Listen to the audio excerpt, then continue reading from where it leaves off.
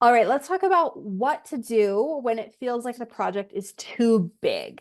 So, a big roadblock, an obstacle that people face is they have really cluttered spaces. Like they go in and there's just like stuff everywhere. That really triggers a lot of the overwhelm centers for us, especially if it feels like the task feels impossible. Okay. Like when something truly just feels out of reach, we don't even want to try. We kind of enter into that why bother mode. And so when you are decluttering a space that is really cluttered, I want to give you a couple ways to approach this because it's important to know how to go about this. Okay. So first and foremost, you have to embrace little steps. Okay. You are not going to get this space decluttered overnight, especially because when there's a lot of clutter, it usually means that it's happened over time. So you kind of have this like progression of, oh yeah, that was that stuff that went back there a year ago. This is that stuff that's been there 10 years. Like, oh, those are those boxes we literally never opened from our move. Like it's a progression. And so it takes time to go through things, decide what you want to do with things, recognize that it's going to be a slow process. And that is just okay. Sorry, guys, itchy right here. Okay.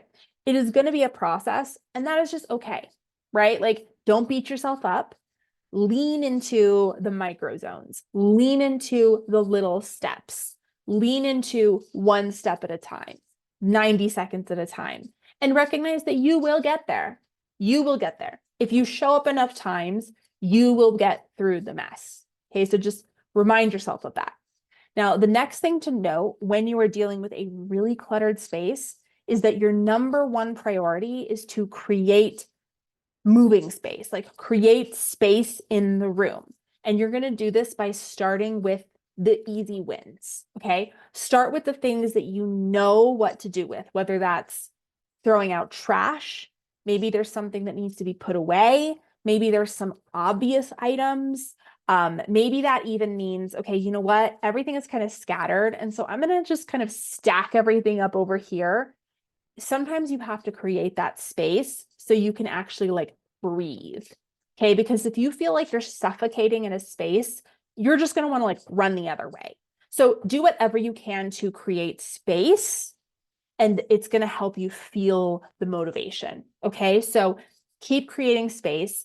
And then the last thing to note is that really cluttered areas sometimes require that you shuffle things around a little bit. For a while, I was taking the approach of like, don't shuffle things around. If you touch it, you put it away, you make a decision.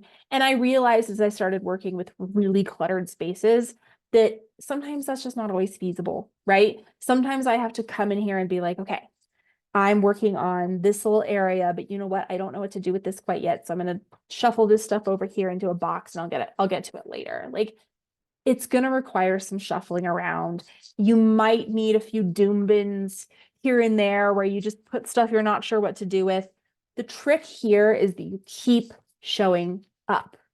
Okay. Keep showing up and keep locking in on the one thing that you can do.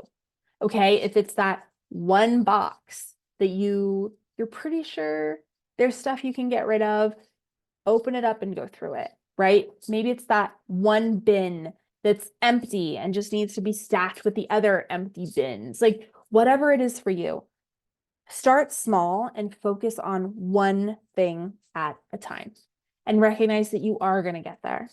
You are going to get there. I promise you.